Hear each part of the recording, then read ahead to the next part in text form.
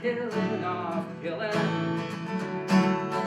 Great fiancés, they are willing, oh, to kill and overthrow, so they can make some dough.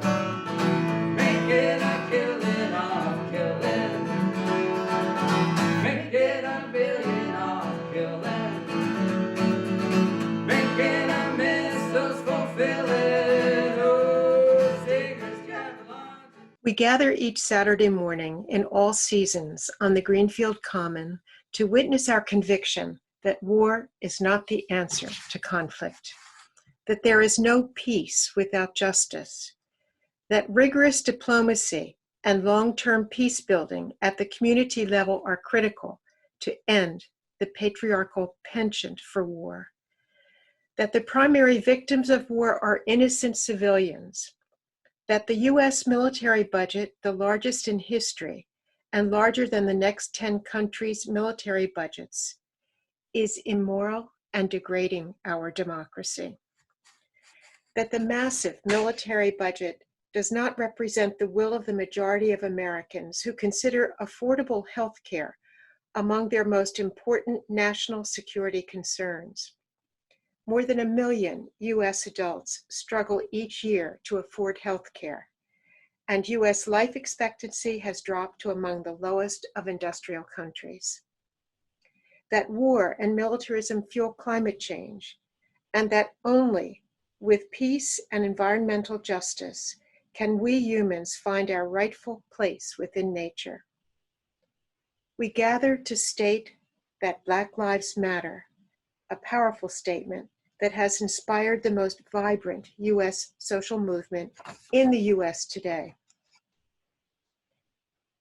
is drawing millions to join protest each year and to work for social and political change. We join our vigil with those of national and regional peace groups holding democracy, human rights, and environmental vigils, including the campaign to close Guantanamo now, the February 14th Code Pink Messages of Love to the Afghanistan people, and demonstrations to save the Connecticut River from the aquatic life devastation caused by Northfield Mountain Pump Storage Hydroelectric Facility.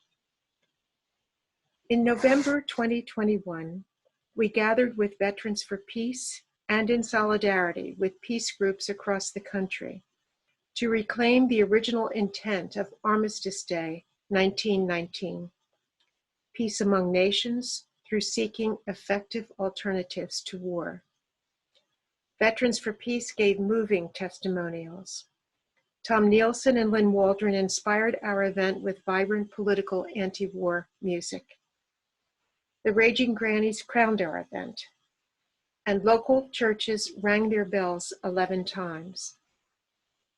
Let us reclaim November 11th in its original purpose, a day dedicated to the cause of world peace. Our most respectful act for soldiers, future veterans, and life on Earth is to end war for good. We also stand in solidarity with the majority of citizens of the US and of the world who oppose nuclear weapons and who want the 9 nuclear weapons countries to dismantle their weapons of mass destruction and ratify the new UN Treaty on the Prohibition of Nuclear Weapons. Our signs, also carried in our August 6th and 9th annual memorial of Hiroshima and Nagasaki, convey messages such as nuclear weapons, always lethal, now illegal. Nuclear war should never be fought and can never be won. Nuclear weapons are banned. Weapons into windmills. We live amidst the ruse of national security. Our politicians never consult the public about what makes us feel secure in order to give us a voice defining national security. Were we polled, we would wager that a quick recovery from the pandemic, health care for all, secure jobs with a living wage, quality education for children, safe roads and bridges, affordable housing, and investing in renewables to protect from climate crises would rank up there above threats from China. Peace is not merely the absence of conflict. Peace means the achievement, through the hard work of persistent negotiation and wise diplomacy, of a world liberated from militarism and nuclear proliferation, from imperialism and constant war, and from patriarchy and white supremacy. We gather each Saturday in a spirit of community and of deep hope. Having hope is based on human history. Quote, "To be hopeful in bad times is not just foolishly romantic," wrote historian Howard Zinn. "It is based on the fact that human history is a history not only of cruelty, but also of compassion, sacrifice, courage, kindness." The vigil on the Common began 20 years ago when a handful of women who had been participating in a peace vigil in Amherst decided to start their own vigil in Greenfield in September 2002, before the start of the US war in Iraq. Hope is purposeful action. The more unpromising the situation in which we demonstrate hope, the deeper that hope is. Hope is not the same as joy that things are going well or headed for early success, but rather an ability to work for something because it is good. So we're going to spend a little bit, maybe 10 or 15 minutes, we'd like to hear your thoughts. I mean, it's not only about how we put this together, but it's about the purposes that you read in each person's statement. And while they're very individual, there is something very much in common, I found, as I read them. And I've told a few people, but I had a feminist friend, Mary Daly, years and years ago, and she spoke of a thinking heart and a feeling mind. And I felt that that was very much what I read in all of these statements. As each of those came in, this is what struck me. I kept thinking of Mary's statement and thought, everyone has expressed themselves that way. So it's not to get compliments on this exhibit. It's more if there were things that you were inspired by in reading them, your own thoughts. Yes, Jane. I was very moved by every statement. And the fact that this started with a few women who decided to, like a seed from Amherst, you know, like a seed that blew in the wind and landed here 20 years ago, you know. A number of people said that they just couldn't imagine not coming to the vigil. And, you know, that it means that much to them. And it doesn't matter, people said it didn't matter, some days there's 3 people, sometimes there's many more people. But even when there's 3, there's the sense that the others are there too. Even though they might not have come that morning, they're still there, involved. Yeah, and I think that a common theme was about keeping hope going, and that hope isn't a weak idea at all. It's a very strong idea. Yeah. Very good points. That hope is not a sentiment, a spiritual feeling, that it's actually, its action is one, the first president of the Czech Republic, he said it's the engaged heart, actively seeking, so, you know, at work. Thomas Aquinas said that to have hope, you need friends. And I think of that on the Common.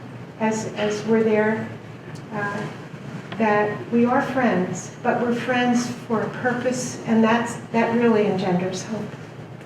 And what you call the seed, I have to tell, Mary is not here, Mary McClintock, because of being in Michigan. I have to tell her your metaphor for that. That was, they came, those three women, they used to go to Amherst for peace demonstrations. And they came 2002, 20 years ago, and it was the very beginning of the Iraq War. That was what, I mean, they would have gone to Amherst, but decided that we needed this here. One of the things that struck me was that the bios, the little personal statements, included people who grew up in activist households and have been tuned into these issues all of their lives, and people who came to it as recently as 2 years ago. Yeah. And that's something that gives me hope. Yeah. Sure. I was struck by the comment that someone could be driving by and see people on the common and maybe not really being an active supporter, but as the weeks or months go by, it lights something inside of them. Mm-hmm. And that reminded me of one of the most powerful things I heard one of the Buddhist monks say. There were a couple monks who came out to speak to students at a school that I was working at. And, you know, they were talking about walking many, many miles and using the drum and the chanting. And they were saying, you know, that goes way up. Those sounds go way up into the atmosphere. And maybe someone 5 miles away won't register it in an audible way, but is getting this energy, this vibration, and they might let go of their gardening tools and go and work for peace. And I just thought, wow, that's just so powerful an image. Think about that. Yeah. Yeah. What a fortunate person to live with that kind of imagination. But you know that story about throwing a pebble in a pond? And that the vibration from that energy goes on limitlessly. Yes. And certainly the air being moved by that flute is doing the same. Yeah. Anna. Yeah, well, today is such an important and special day for us, and there were more people than usual, I think, today at the vigil, and we had the wonderful big banner that Sally Alley did that will be taken now for East Hampton's event tomorrow evening. And several people, while I was standing there, just said, thank you. And so... People walking by. Yes, yeah. That was great. And I also, although the focus here is on the Greenfield Vigil, I've been going once in a while to the Orange Vigil, and they started that vigil right after the murder of George Floyd, and they've been doing it every single Saturday morning since then. And it's building such community, and people honk, and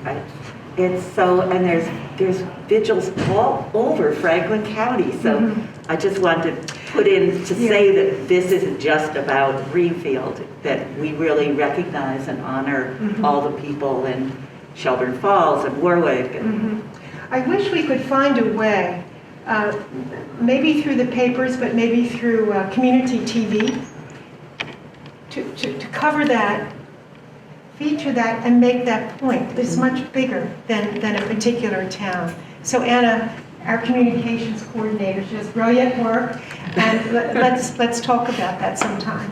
Would the Raging Grannies please raise your hands? Wow. And most We go where we're invited and where we're not invited. You're always invited. And that's cross-county, which I think is wonderful too. It's so easy to get insular in one's county if one is engaged. If you're engaged in your county, it's very easy.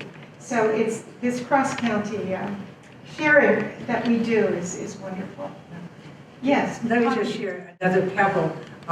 When we were singing, there were two women having coffee at a table, and they applauded when we finished. And so but later, they were getting up to leave, and I encountered them and said, "Thank you, you were a wonderful audience."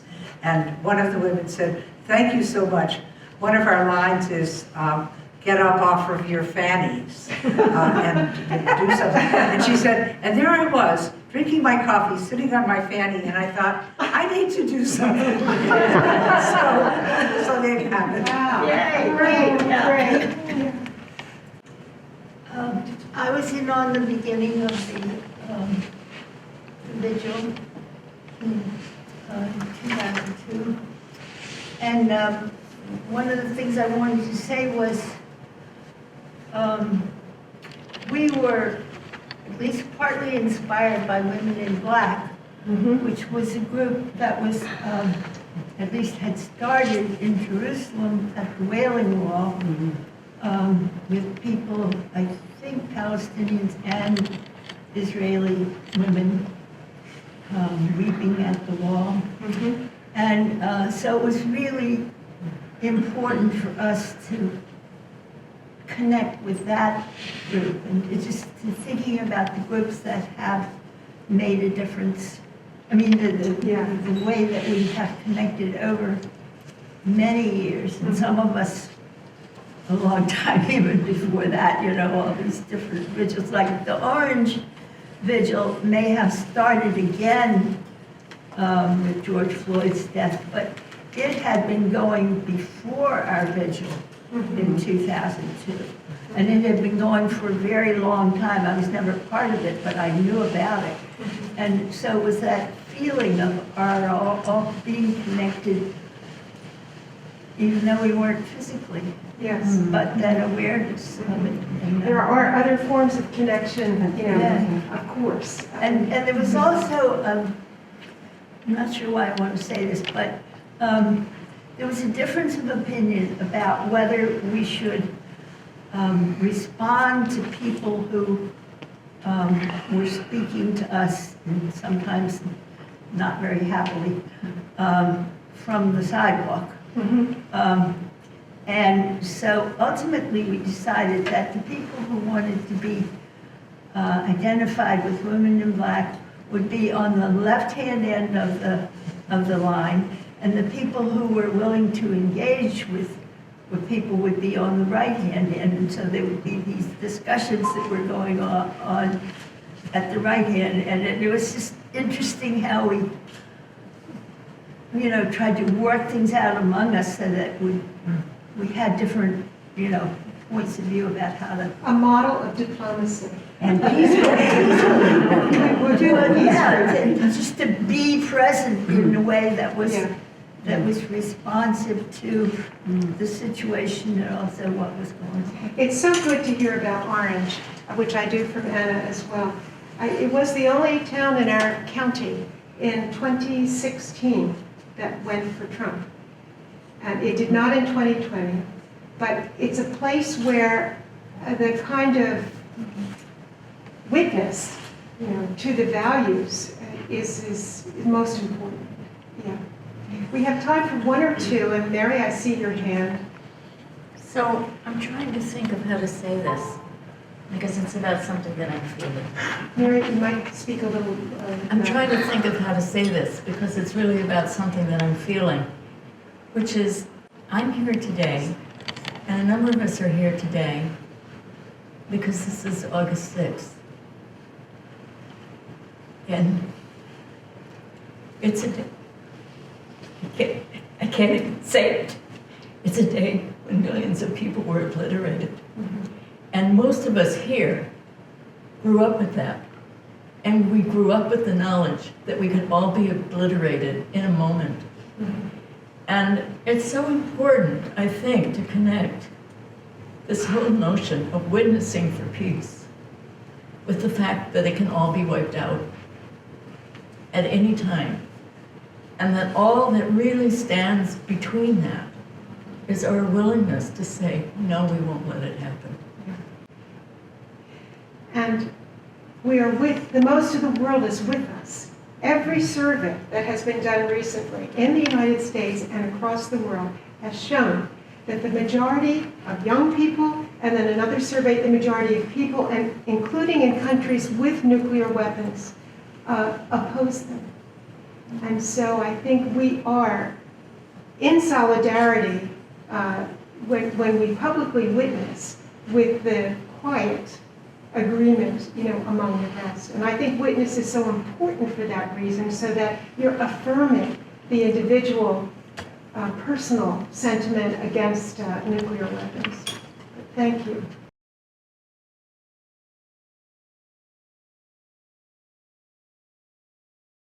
I'm Suzanne Carlson, and I'm here to say why I stand. And I'd say it goes back a long time, because I've been learning a long time about the violence of this country, and it's not gotten any better. I keep learning more and more. And I've also learned about the history of this country, and most people have not, because it's not taught in schools, about how the so-called Christians invaded this country, pretty much genocided out the native people as best they could, and continued to do that with expansion. And they accepted a lot of slaves from Africa to do the hard work of the land.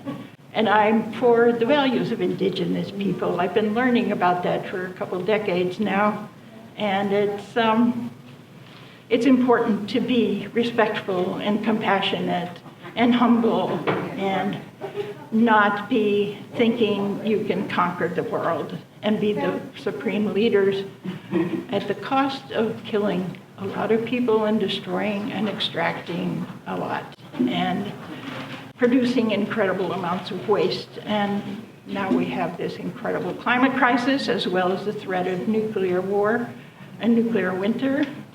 And it's time that we stand out and organize together, because none of us can stop this alone. We need each other to turn this country around, or we'll all be gone. We'll all be gone. It's serious for all the animals and all the plants. We need compassion, and we need to be cooperative and not be destructive and hateful and murderous. So. I'm Emily Green. I live here in Greenfield, Massachusetts.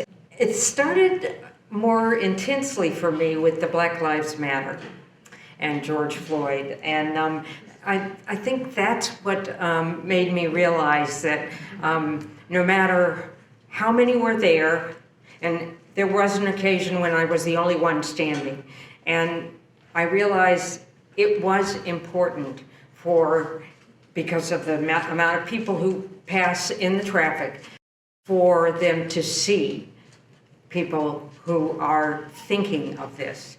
And even if I didn't get anyone saying, great, honking their horn or whatnot, it was okay, because I felt like this needs to be done.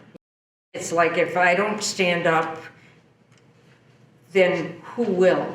Who's going to be the one, to hopefully move people's understanding? Stand out there, because I think there's going to be a lot of people responding or coming up or anything like that. It's just, in many ways, a quiet way of saying to people, even in the winter times, even no matter what the weather, unless it was an extremely bad storm, I was out there, and we had, eventually it got down to about 5 or 6 people.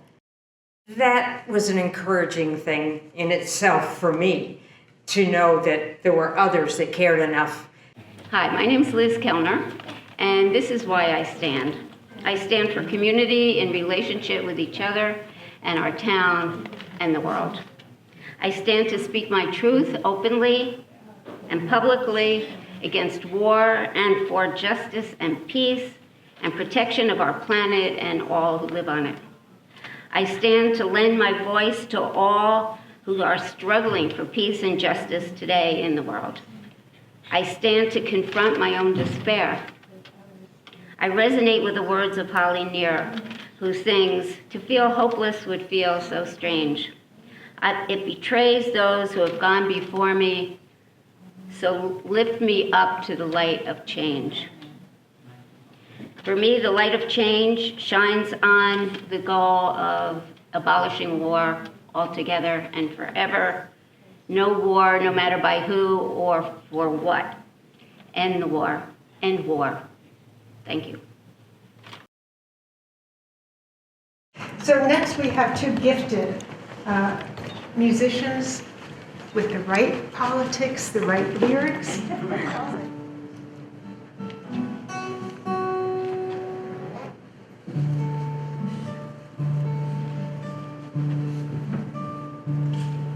Start with a country, a country, a country. With lithium, bananas, oil or gold.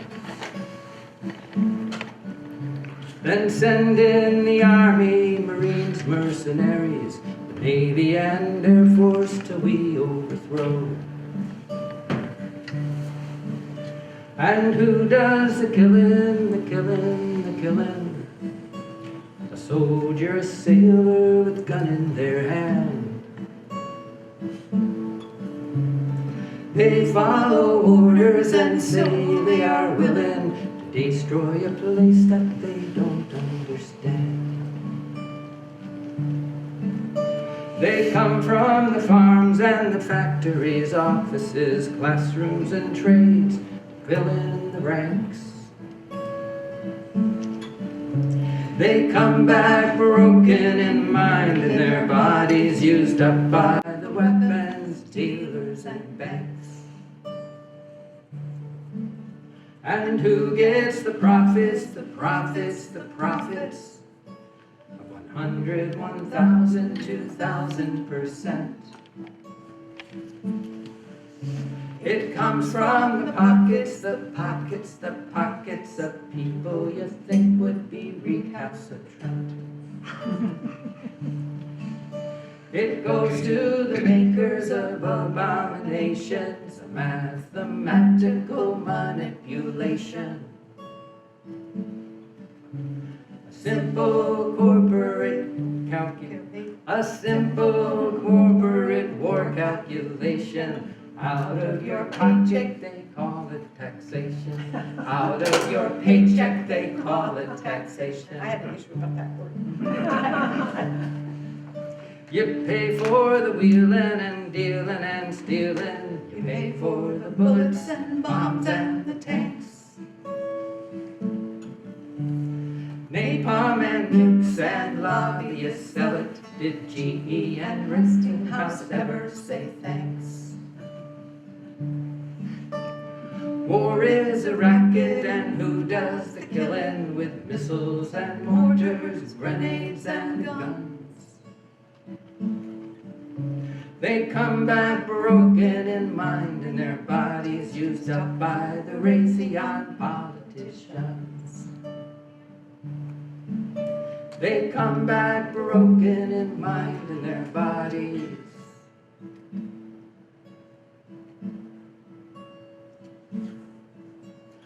forever changing your daughters and sons.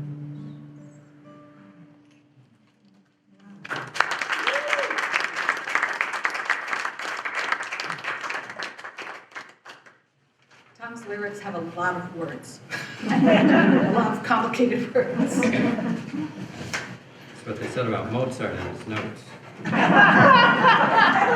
You're in good company. He died too young.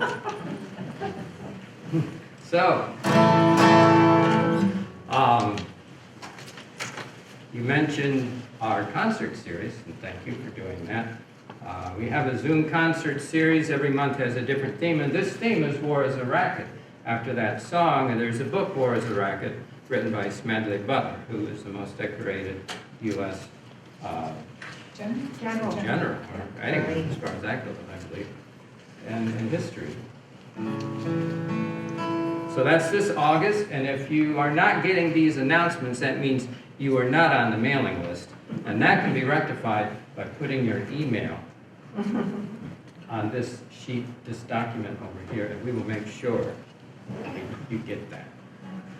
Well, Greg Hayes, and I see a Raytheon t-shirt taking a picture of us right now. So Raytheon, no doubt, will have it in its newsletter next month.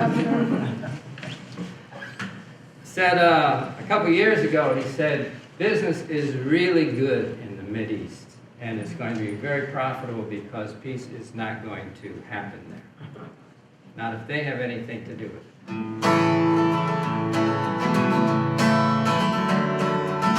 Making a killing off killing.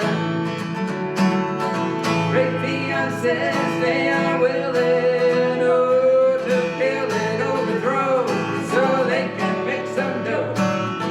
Making a killing off killing. Making $1 billion off killing. Making our missiles fulfilling, oh, singers, javelins, and toes, Excalibur, when it flows. Making a killing off killing. Making a killing off killing. Seeing blood spilling is thrilling, oh, as long as there's a war, they know what they're fighting for. Making a killing off killing. Making a killing off killing. Killing is what they have skill in. Oh, they'll pay you senators for war forevermore. Making a killing off killing. Oh, if you want to go drilling, your coffers you want to be filling. Oh, Iraqi and Irani, Somali and Afghani. Making a killing off killing. Greg Hayes makes 19 million, and Raytheon 160 billion. Oh, tell them who you want to kill. It's all money in the till. If you want to buy a bomb, just go and tell Raytheon.